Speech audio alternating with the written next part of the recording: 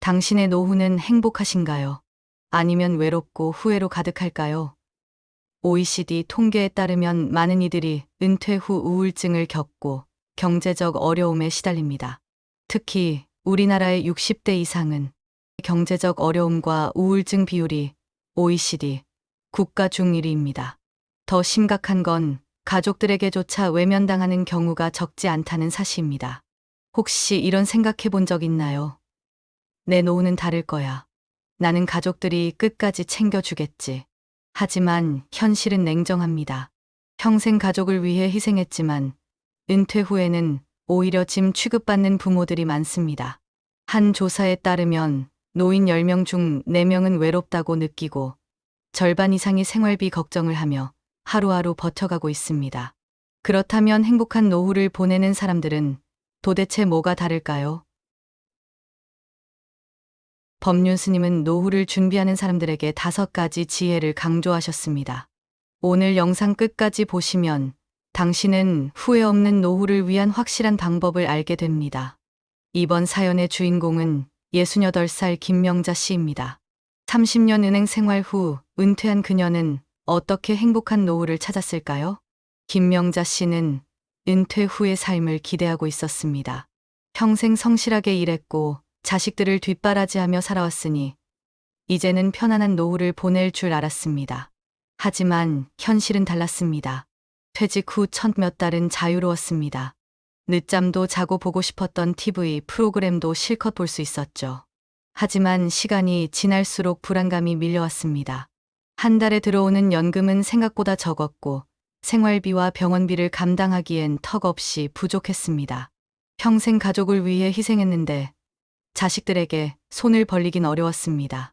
자식들이 처음에는 자주 연락했지만 점점 바쁘다는 핑계로 연락이 줄어들었고 이제는 명절에나 얼굴을 볼 수 있었습니다. 친구들을 만나고 싶어도 다들 사는 게 팍팍하다 보니 자주 만날 수도 없었습니다. 동네 공원에서 혼자 시간을 보내는 일이 많아졌습니다. 그런데 설상가상으로 건강도 나빠지기 시작했습니다. 나이가 들수록 무릎이 쑤시고 허리가 아팠지만 병원비가 부담되어 참고 지냈습니다.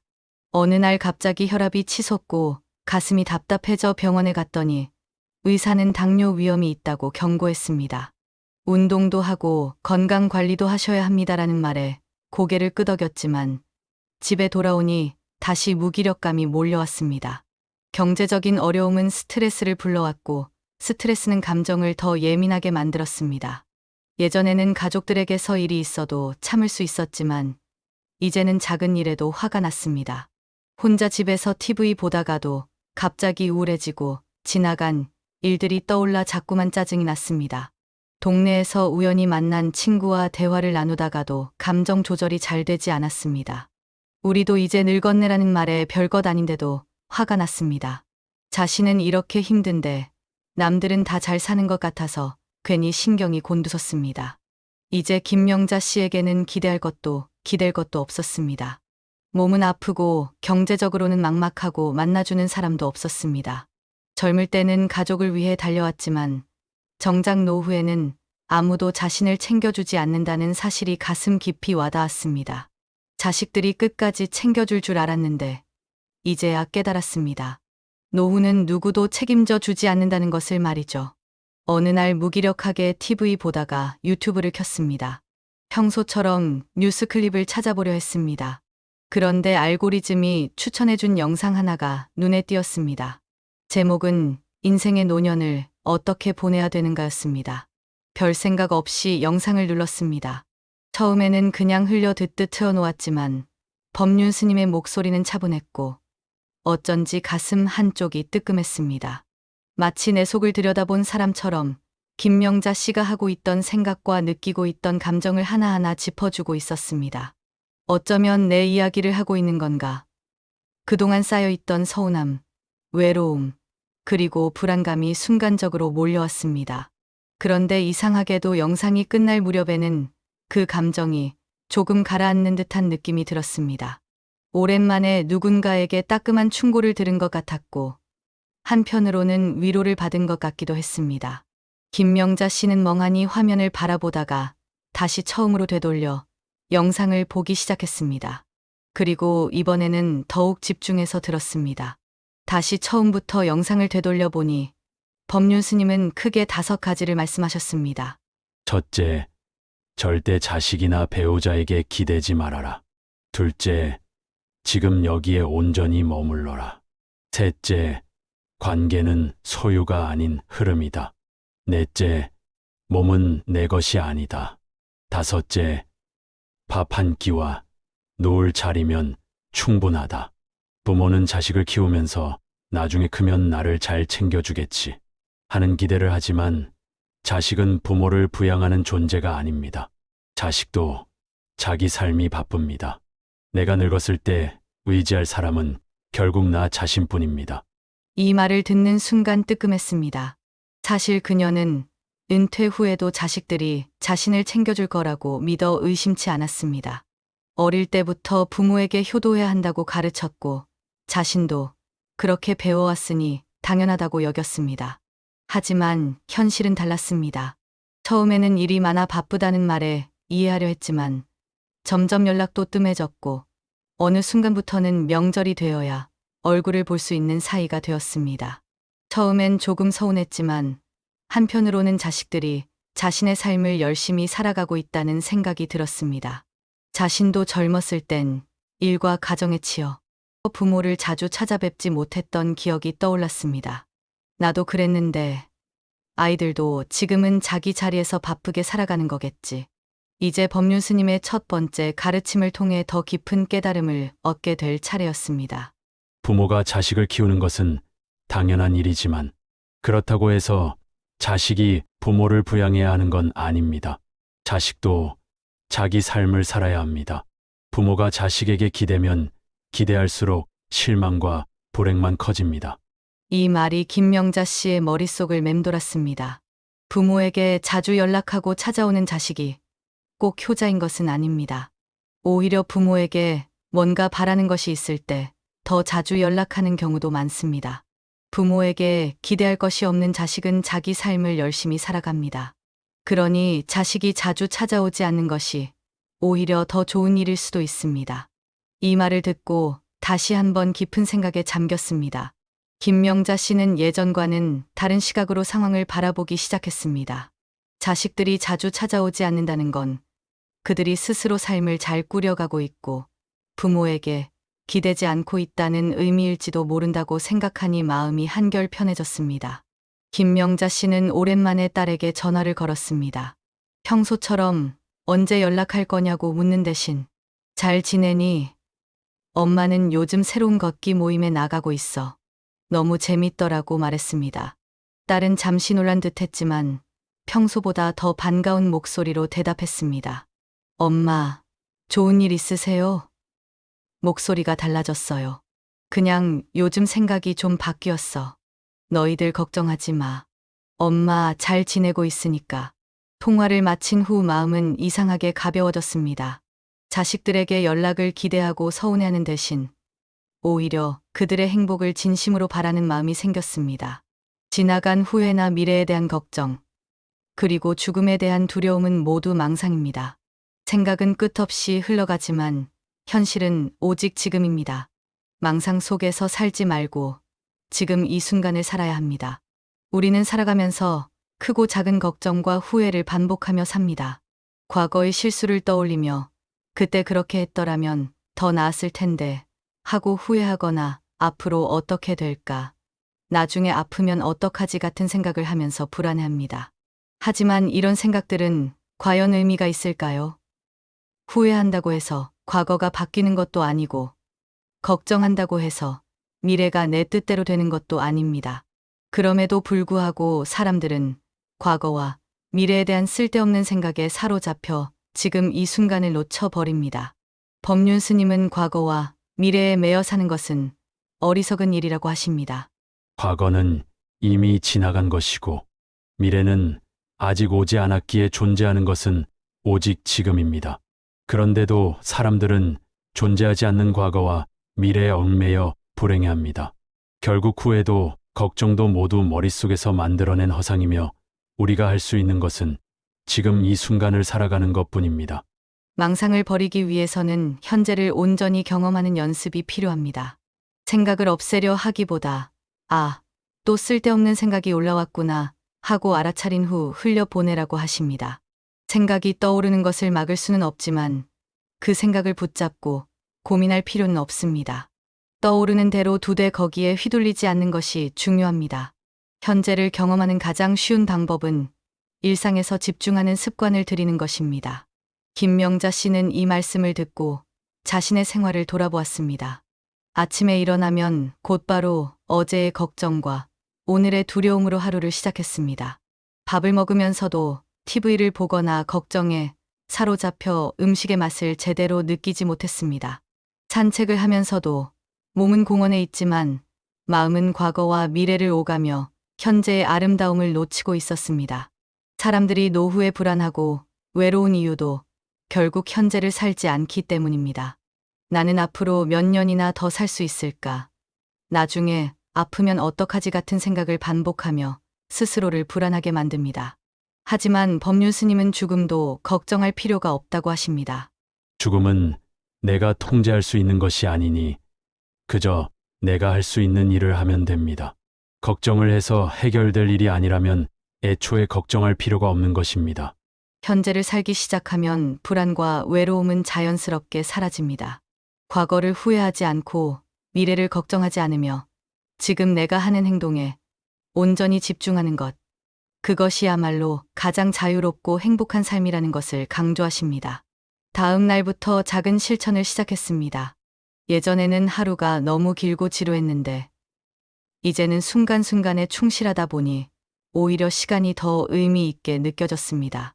불안한 생각이 줄어들수록 마음은 점점 평온해졌고 작은 일상의 기쁨을 발견하게 되었습니다. 법륜 스님은 인간관계에 대해 중요한 통찰을 주셨습니다. 관계는 소유물이 아니라 흐름입니다. 잡으려 하면 더 멀어집니다. 김명자 씨는 이 말씀을 듣고 자신의 관계들을 돌아보았습니다. 은행에서 일할 때는 항상 주변에 사람이 많았고 그녀는 늘 다른 사람들을 돕는 입장이었습니다. 고객들의 재정 문제를 해결해주고 동료들에게 조언을 해주고 가족들을 위해 헌신했습니다. 하지만 은퇴 후에는 상황이 달라졌습니다. 이제는 그녀가 도움이 필요한 입장이 되었고 이것이 불편하게 느껴졌습니다. 특히 오랜 친구들과의 관계에서 자신이 도움을 받는 입장이 되자 만남을 피하기 시작했습니다. 친구들이 식사 자리에서 계산을 하려 할 때 불편함을 느꼈고 몸이 아파서 도움이 필요할 때도 연락하기를 꺼렸습니다. 부담 주기 싫다는 명목으로 스스로를 고립시켰습니다. 이런 태도가 오히려 관계를 해친다고 설명했습니다. 주고받음은 인간관계의 자연스러운 흐름입니다. 항상 주기만 하거나 항상 받기만 하는 관계는 건강하지 않습니다. 때로는 도움을 주고 때로는 도움을 받을 줄 아는 겸손함이 필요합니다. 김명자 씨는 자신이 얼마나 관계를 소유하려 했는지 깨달았습니다. 자녀들에게 연락을 요구하고 친구들과의 관계에서도 예전처럼 주도적인 위치를 유지하려 했습니다. 하지만 관계는 흐름이고 자연스럽게 변화하는 것이었습니다. 도움을 주는 것만큼 도움을 받을 줄 아는 것도 지혜입니다. 누구도 혼자 살 수 없습니다. 우리는 서로 의지하며 살아갑니다. 인간관계의 자연스러운 흐름을 받아들이는 동안 또 다른 중요한 변화를 경험하게 됩니다. 바로 자신의 몸과 노화에 대한 인식의 전환이었습니다. 법륜 스님은 노화와 신체적 변화에 대해 중요한 통찰을 전했습니다. 몸은 우리에게 잠시 빌려준 자연의 일부입니다. 자연의 변화를 거스를 수 없습니다. 김명자 씨는 요즘 들어 자신의 몸에 대한 불만이 커지고 있었습니다. 무릎이 아파 예전처럼 빨리 걷지 못하고 눈이 침침해져 독서도 예전만큼 오래 하지 못했습니다. 약간의 소리에도 놀라 잠을 설치는 날이 많아졌고 피로감이 쉽게 몰려왔습니다. 거울을 볼 때마다 깊어진 주름과 처진 피부를 보며 우울해졌습니다. 내가 이렇게 늙어가는구나 하는 생각에 슬퍼졌고 젊었을 때로 돌아갈 수 없다는 사실이 견디기 힘들었습니다. 그런데 법륜 스님의 말씀은 완전히 다른 관점을 제시했습니다. 귀가 좀 안 들리고 다리가 아파 오래 걷기 힘들고 눈이 흐려져도 괜찮습니다. 정신이 맑고 몸을 움직일 수 있다면 그것만으로도 엄청난 행운입니다. 젊음의 상실을 두려워하지 말고 지혜의 성장을 기뻐하십시오. 젊었을 때는 모든 것이 당연하게 느껴졌습니다. 하지만 나이가 들수록 혼자 밥을 먹을 수 있고 스스로 걸을 수 있으며 주변 사람들과 이야기할 수 있는 것만으로도 얼마나 소중한 일인지 깨닫게 됩니다. 김명자 씨는 이 말씀에 깊은 울림을 느꼈습니다. 그동안 노화를 거부하고 젊음에 집착하느라 현재 자신이 가진 기능과 능력에 감사하지 못했습니다. 몸이 늙어가는 것을 부정하고 두려워하느라 정작 지금 누릴 수 있는 것들을 놓치고 있었습니다. 아픈 것도 감사히 여기세요. 아직 아픔을 느낄 수 있다는 것은 살아있다는 증거입니다. 이 말을 듣고 문득 깨달았습니다. 아픔을 느낄 수 있다는 것은 아직 감각이 살아있다는 의미였습니다. 무릎이 아파도 걸을 수 있고, 눈이 침침해도 세상을 볼 수 있으며, 귀가 잘 안 들려도 소리를 들을 수 있다는 것 자체가 축복이었습니다. 다음 날부터 몸을 대하는 태도를 바꾸기로 했습니다. 아침에 일어나 스트레칭을 하며 몸의 감각을 느꼈습니다. 아프더라도 과도하게 걱정하는 대신 할 수 있는 만큼 몸을 움직이고 관리했습니다. 무엇보다 자신의 몸을 미워하거나 거부하는 대신 오랫동안 자신을 지켜준 신체에 감사하는 마음을 가졌습니다. 놀랍게도 몸에 대한 태도가 바뀌자 실제로 몸의 상태도 달라지는 것 같았습니다. 과도한 스트레스가 줄어들어 수면의 질이 좋아졌고 규칙적인 가벼운 운동으로 관절 통증도 조금씩 나아졌습니다. 무엇보다 늙어가는 것에 대한 두려움과 거부감이 줄어들자 마음의 평화가 찾아왔습니다. 마지막 지혜는 가장 단순하면서도 가장 깊은 통찰을 담고 있었습니다.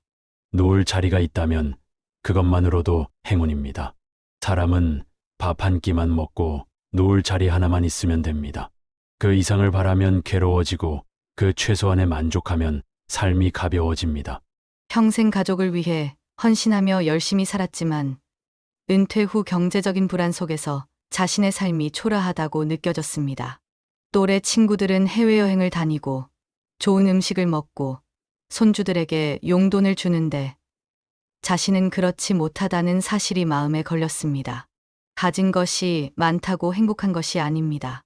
내가 지금 가진 것만으로도 충분하다고 느낄 때 진짜 자유가 옵니다. 사람들은 가진 것이 부족해서 불행하다고 생각합니다. 더 많은 돈, 더 건강한 몸이 있어야만 행복할 것처럼 여기며 끊임없이 자신을 타인과 비교합니다. 내가 더 젊었을 때 돈을 더 모았어야 했는데 이 나이에 이 정도밖에 못 벌고 있으니 실패한 거 아닐까.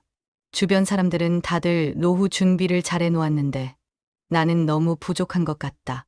이런 생각이 반복될수록 만족은 사라지고 지금 내가 가진 것들은 하찮게 느껴지기 시작합니다. 오늘 먹을 밥이 있고 누울 자리가 있으면 이미 충분히 행복한 사람입니다. 어느 날 이 말의 의미를 정말로 깨달았습니다. 나는 오늘도 밥을 먹었고 편히 누울 곳이 있다. 조금 불편하긴 해도 내 두 발로 걸을 수 있고 내 손으로 밥을 떠먹을 수 있으며 정신이 맑아 내 생각을 표현할 수 있다. 그렇다면 나는 지금 충분히 행복한 것 아닌가? 생각해보니 그녀는 단 한 번도 굶은 적이 없었습니다. 누울 자리 없이 길에서 밤을 보낸 적도 없었습니다. 나는 부족한 것이 아니라 만족할 줄 몰랐을 뿐이구나. 그렇다면 우리는 과연 무엇을 더 바랄까요? 젊었을 때와 비교하는 대신 지금 이 순간 자신이 누리고 있는 것들을 바라보기로 했습니다. 법륜 스님의 말씀처럼 지금 가진 것만으로도 충분하다고 여길 때 진정한 자유와 행복이 찾아옵니다. 자, 여러분들 법륜 스님의 5가지 지혜 잘 들으셨나요? 노후를 걱정하며 돈, 건강, 인간관계에 대한 고민을 하는 것은 자연스러운 일입니다. 하지만 중요한 것은 지금 이 순간을 살아가는 것이라는 사실을 깨닫게 됩니다. 자식에게 기대지 않는 것이 필요합니다. 부모로서 최선을 다했다면 그것으로 충분합니다. 자식이 자주 찾아오지 않는다고 서운해할 필요도 없습니다. 오히려 그것은 그들이 자기 삶을 잘 꾸려가고 있다는 의미일 수 있습니다. 내가 기대를 내려놓을수록 마음이 편해지고 자신을 더 사랑할 수 있습니다. 과거의 후회와 미래에 대한 불안을 내려놓지 않으면 지금 이 순간을 온전히 살아갈 수 없습니다. 지나간 일을 붙잡고 괴로워하거나 오지도 않은 일을 걱정하면서 시간을 허비하는 것은 아무 의미가 없습니다. 지금 할 수 있는 일에 집중하는 것이야말로 진정한 행복을 찾는 길입니다. 관계는 소유가 아닌 흐름임을 이해해야 합니다. 주고받음의 자연스러운 순환 속에서 때로는 도움을 주고 때로는 도움을 받을 줄 아는 지혜가 필요합니다. 이런 흐름을 받아들일 때 더 깊고 의미 있는 관계가 만들어집니다. 몸은 우리가 소유한 것이 아닌 자연의 일부임을 받아들이세요. 노화는 거부할 것이 아니라 자연스럽게 수용할 과정입니다. 아직 감각을 느끼고 움직일 수 있다는 것 자체가 축복임을 기억하세요. 삶의 기준을 단순하게 하는 것도 필요합니다. 우리는 더 많이 가져야 행복할 것이라고 착각하지만 실상 행복은 물질적인 것이 아닙니다. 밥을 먹을 수 있고 쉴 곳이 있으며 스스로 움직일 수 있다면 그것만으로도 충분한 삶입니다. 몸이 조금 불편해져 예전보다 기력이 떨어져도 지금 내가 할 수 있는 일들이 남아 있다면 우리는 여전히 많은 것을 누리고 있는 것입니다. 우리는 흔히 나이가 들면 삶이 힘들어진다고 생각합니다. 그러나 다시 한번 말씀드리지만 그건 단지 생각일 뿐이다라고 하십니다. 결국 노후의 행복은 환경이 아니라 내가 어떤 마음으로 살아가느냐에 달려 있습니다. 이제 우리는 선택해야 합니다. 노후를 후회와 불안 속에서 살아갈 것인가? 아니면 지금 이 순간을 온전히 받아들이며 행복하게 살아갈 것인가? 법륜 스님의 말씀처럼 지금 내가 가진 것만으로도 충분하다고 느낄 때 진정한 자유와 행복이 찾아옵니다. 이 영상이 도움이 되셨다면 구독과 좋아요 잊지 마세요. 다음 영상도 기대해 주세요. 감사합니다.